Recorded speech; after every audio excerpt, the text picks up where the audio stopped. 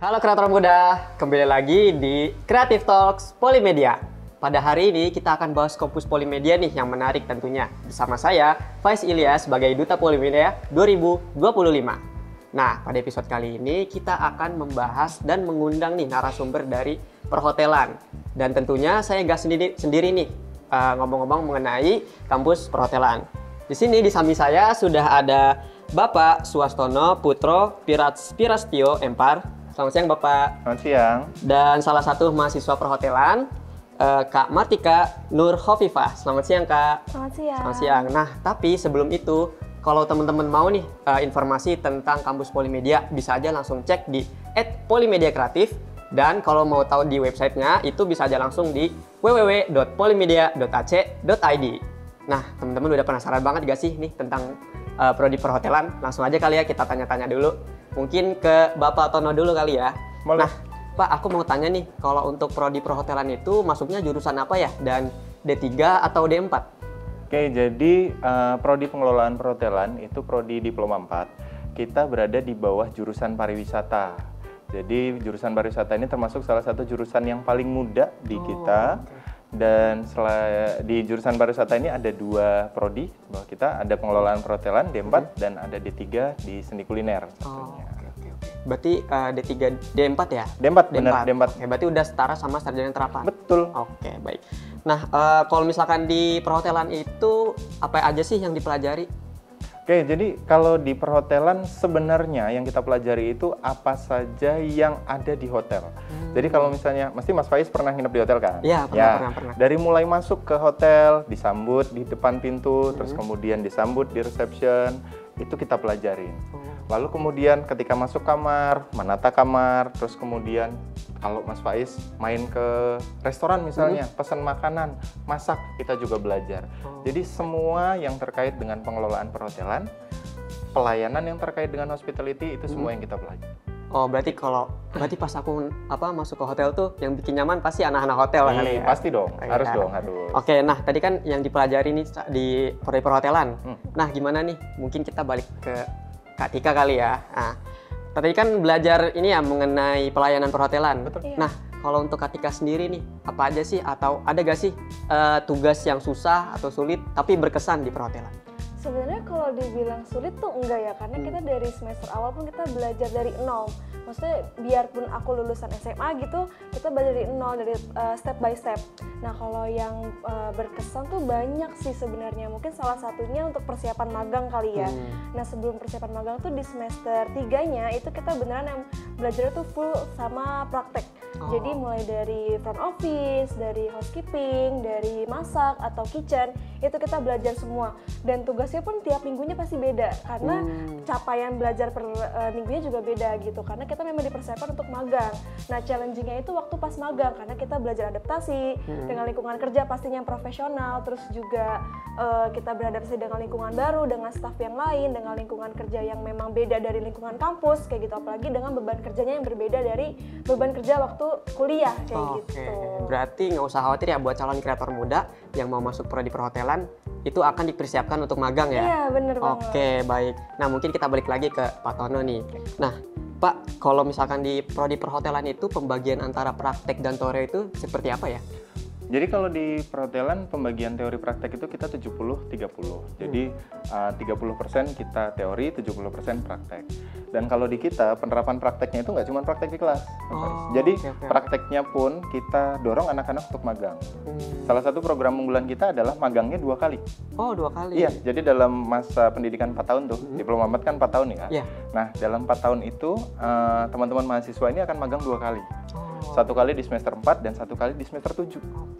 Gitu. Dan magangnya pun nggak exactly same. Jadi di semester 4 teman-teman ini kita arahkan untuk mereka masuk di ranah operasional. Operasional. Biar tahu dulu nih. Seperti apa tuh Pak operasional? Betul. Jadi operasional tuh gini, kayak misalnya petugas-petugas yang langsung berhadapan dengan tamu. Misalnya di reception, terus kemudian ada housekeeper yang membersihkan kamar, terus kemudian ada waiter. Nah, departemen-departemen itu yang menjadi pilihan utama. Gitu. Nah, jadi kalau misalnya di semester 7 itu berbeda gitu. Jadi karena levelnya sudah di semester akhir masuk di tahun ketiga. Nah itu mahasiswa kita dorong untuk belajar manajerial. Apa tuh Pak manajerial tuh Pak? Nah, jadi manajerial itu lebih terkait dengan pengelolaan ya. Pengelolaan. Nah, kalau operasional tadi di semester 4, yang penting anak-anak itu yang paham dan bisa mempraktekkan aspek skill dasarnya sebagai hospitality industry gitu. Nah, kalau di semester 7, aspek manajerialnya. Jadi mereka masuk ke back office, misalnya kayak tadi di front office. Kalau misalnya di semester 4 mereka boleh di reception ya, di depan. Nah kalau di semester 7 mereka bisa ke back office. Bagaimana sih pengelolaannya di front office. Terus misalnya kayak departemen-departemen lain, contoh seperti sales and marketing misalnya. Nah yang berkaitan dengan tamu, terkait dengan bagaimana dealing, terkait dengan bagaimana pemesanan, dan bagaimana upselling untuk hotel. Nah itu yang mereka bisa pelajari di semester 7. Oke, berarti calon kreator muda akan dapat langsung kompetensi ya di bidang perhotelan. Betul. Karena 2 kali magang itu. Betul. Oke. Dan kelebihannya apa? Karena kalau di kita, di industri kita, saat mereka magang, sertifikat mereka magang itu diakuin. Jadi mereka kuliah 4 tahun nih, mereka punya pengalaman kerja 1 tahun. Walaupun kuliahnya 4 tahun, mereka ketika lulus sah punya pengalaman kerja 1 tahun. Dan itu sangat cukup untuk bisa masuk ke hotel langsung. Berarti nggak usah khawatir ya buat calon kreator muda yang mau masuk perhotelan kayak, aduh kerja di mana gitu kan? Nggak usah khawatir ya. Sama sekali nggak usah khawatir. Oke, nah untuk Katika nih, kalau di prodi perhotelan sendiri itu ada gak sih kegiatan tahunan? Kalau untuk kegiatan tahunan sebenarnya ada, cuma lebih ke arah organisasinya sih dari himanya pengelolaan perhotelan sendiri. Itu kita ada Himtality. Nah dari Himtality kita punya program kerja sama kegiatan yang memang mendukung soft skill dan hard skillnya teman-teman mahasiswa juga. Contohnya kayak ada kita punya hotel club, ya. Jadi kita belajar gimana caranya nge-chef kue dan sebagainya yang memang kita belajar tentang hard skill ya. Cuma kalau untuk soft skill ya, itu kita ada soal gimana cara kita mengatur waktu manajemen antara organisasi dan kuliah, terus juga dengan kegiatan-kegiatan lainnya. Nah untuk kegiatan tahunan sendiri itu 2 tahun sebelumnya kita punya namanya Hotelier Festival atau Hotfest. Iya, itu dia memang basicnya kita menyelenggarakan lomba untuk teman-teman SMK, sekaligus kita memperkenalkan nih kalau di Polimedia itu kita punya program studi pengelolaan perhotelan gitu. Jadi teman-teman bisa yang mungkin interest dengan dunia pariwisata, dengan dunia hotel itu kita sekalian mempromosikannya. Oke, berarti mewadahi ya. Iya, betul. Wah, keren banget nih. Nah, kalau untuk sistem pembelajaran yang ada di prodi pengelolaan perhotelan itu gimana ya Kak ya kalau untuk Kakak sendiri? Kalau untuk aku sendiri, aku kan udah semester 6 ya. Lebih ya yang dibilang sama teman tuh benar, kita lebih banyak prakteknya dibandingkan teorinya. Karena memang kita diasah untuk lebih banyak skillsnya dibandingkan kita harus teori, hafalan dan sebagainya. Enggak, jadi memang diharuskan kayak belajar gimana caranya public speaking, gimana caranya kita soft skill untuk belajar ketemu ngobrol dengan tamu, terus juga gimana cara kita mengoperate sebuah satu operasional di hotel. Contoh kayak kemarin waktu magang itu kan aku bagian front office kan, jadi memang waktu sebelumnya itu diajarin gimana sih cara kita check in, gimana sih cara kita untuk handling komplain gitu. Jadi memang sangat amat terstruktur sih pembelajarannya, dan menurut aku yang aku agak susah untuk mempelajari suatu hal itu aku nyaman sih gitu. Cocok dengan aku dengan sistem pembelajaran di Polimedia, terutama di prodi aku sendiri gitu, prodi pengelolaan perhotelan. Berarti nggak pusing sama teori ya, langsung praktek aja. Iya. Oke. Baik nih, cocok nih buat calon kreator Jadi muda. buat teman-teman yang memang ngerasa kayaknya gue kalau di teoriku tuh kurang deh gitu, mungkin bisa dicoba untuk dipraktek di pengelolaan perhotelan gitu. Oke, menarik juga nih. Iya. Nah, Pak Tono, kalau misalkan untuk di prodi pengelolaan perhotelan ini, untuk penerimaannya sendiri itu ada apa aja ya, dan kuotanya tuh berapa banyak ya Pak ya? Oke, jadi kalau di jalur kita ada buka 3-3, jadi ada SNBP, SNBT, dan juga Mandiri. Nah, secara umum kuotanya kalau untuk SNBP kita ada 40%, lalu SNBT itu 50% dan Mandiri 10%. Tapi yang di tahun ini kita luar biasa banget karena SNBP aja kita tembus hampir 1000%. Wow, 900% dari kapasitas kita. Kreator muda boleh tepuk tangan kali ya. Kapasitas kita untuk di SNBP itu ada 38 dan pelamar itu hampir 370 dari info yang saya dapat. Jadi itu persaingan hampir 1:10. Wow. Untuk jalur SNBP. Berarti memang banyak yang tertarik dengan prodi pengelolaan perhotelan ya Pak ya? Betul. Keren-keren. Nah, kalau untuk Katika masuk ke pengelolaan perhotelan, masuk ke jalur apa ya Kak? Aku waktu itu SBMPTN. SBMPTN itu apa Iya. tuh SBMPTN tuh? Kurang lebih sama kayak SNBT. Cuma waktu di tahun 2022 itu namanya masih SBMPTN gitu. SBMPTN. Tesnya sama UTBK juga. Gitu. Oke. Nah, kalau untuk Pak Tono nih, Pak Tono aku mau nanya kalau misalkan di prodi pengelolaan perhotelan ini tracer studinya itu bagaimana ya Pak ya? Oke, jadi kalau kita tracer study itu biasa kita mengikuti memang dari pusat karir, memang itu jadi agenda yang rutin ya setiap tahun. Ketika teman-teman sudah wisuda, mereka diminta untuk mengisi form tracer study. Tapi kalau dari kita sendiri di prodi dan di jurusan, itu biasanya kita memang ada pendataan juga.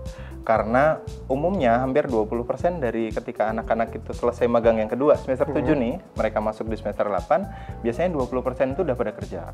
Oh. Kurang lebih. Dan ketika lulus, mereka rata-rata udah pada dilamar sebenarnya. Wow, berarti menarik banget. Berarti itu apa berpotensi ya kalau misalkan mau masuk ke industri apa ya? Jadi nggak perlu khawatir banget ketika aduh nanti kalau misalnya saya masuk di pengelolaan perhotelan nih Pak, saya lulusnya mau jadi apa? Ya kalau misalnya memang pengen fokus berkarir di hotel, kemungkinan peluang untuk kerja di hotel besar banget. Karena biasanya begitu lulus, waktu tunggunya nggak sampai 3 bulan, biasanya teman-teman udah bisa bergabung di hotel. Wow, keren. Nah, Pak, kalau misalkan nih ada calon kreator muda yang mau masuk pengelolaan perhotelan. Nah, di pengelolaan perhotelan itu ada ini nggak sih Pak, portofolio untuk masuk ke prodi ini? Sebenarnya kalau secara tes, by system memang belum ada portofolio yang harus teman-teman lampirkan ya untuk syarat tambahan. Tetapi untuk sekedar informasi bagi teman-teman kreator muda di luar sana yang ingin bergabung bagi kita, nah akan lebih baik kalau teman-teman yang mau bergabung itu punya prestasi di luar dari akademis. Pendukung Jadi, ya Pak ya? Iya betul, prestasi pendukung. Apakah mungkin teman-teman pernah menang di level kejuaraan tingkat nasional atau mungkin di daerah, mungkin seperti itu sebaiknya sertifikatnya tetap teman-teman kumpulkan. Karena itu menjadi salah satu faktor penilaian kita ketika kita melakukan seleksi mahasiswa tadi. Berarti kalau misalnya ada yang ragu nih, aduh nilai aku jelek kayaknya, tapi ada prestasi yang menarik itu akan ada potensi ya masuk ke prodi perhotelan? Tapi jangan jelek juga Mas. Nggak jelek, maksudnya kayak biasa aja gitu.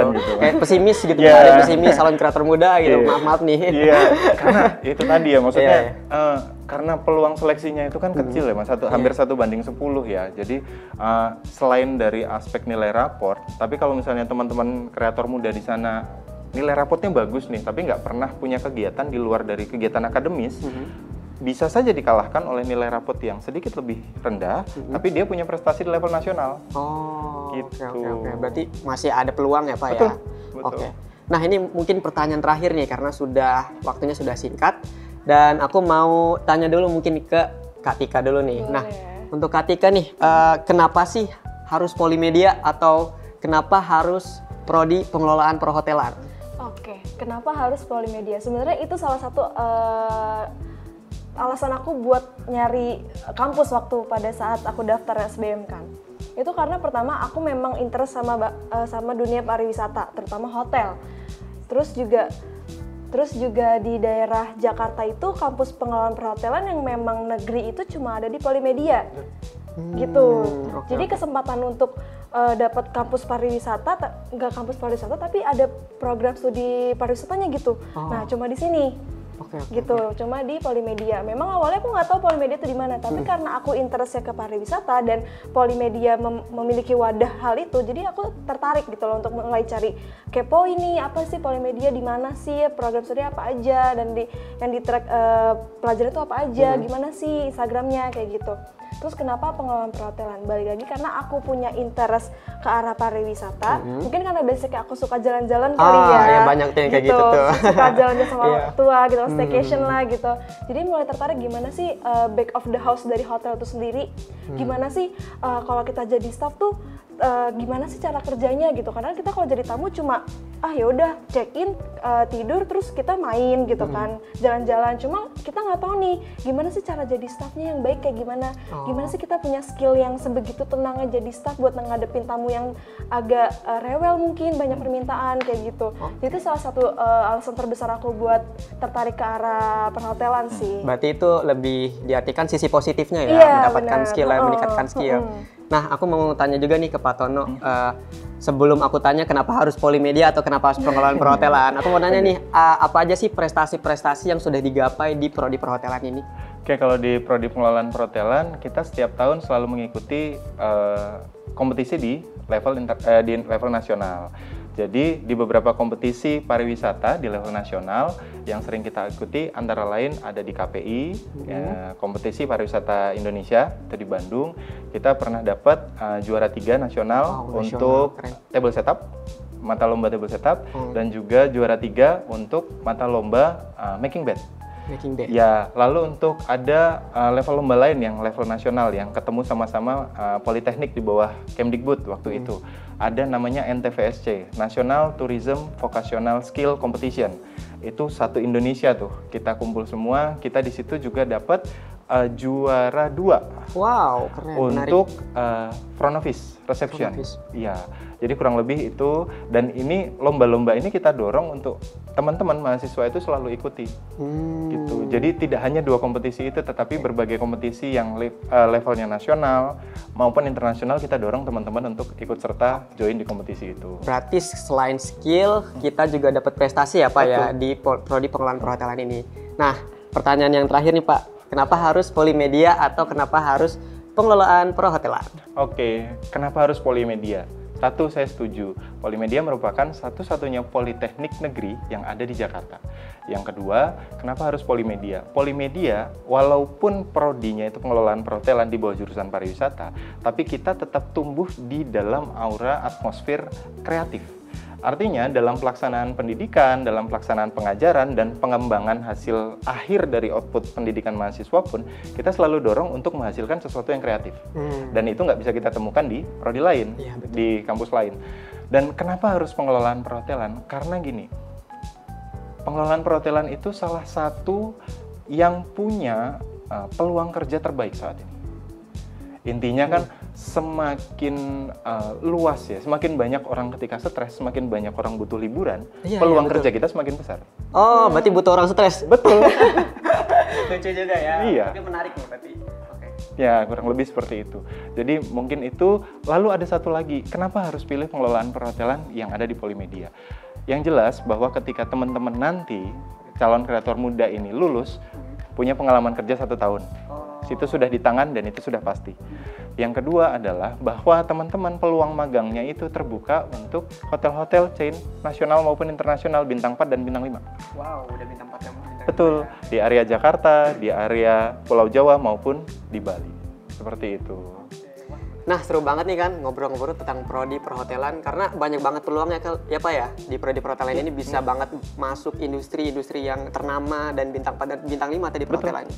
Oke, nah buat teman-teman jangan lupa untuk pantengin terus episode-episode kita di Creative Talk Polimedia, dan terima kasih juga untuk Bapak Tono dan Kak Tika karena sudah ya menginspirasi dan memberikan manfaat nih untuk para calon kreator muda yang ingin tahu tentang prodi pengelolaan perhotelan. Baik, jangan lupa like, komen, dan subscribe. Sampai jumpa di Creative Talks Polimedia. Dadah!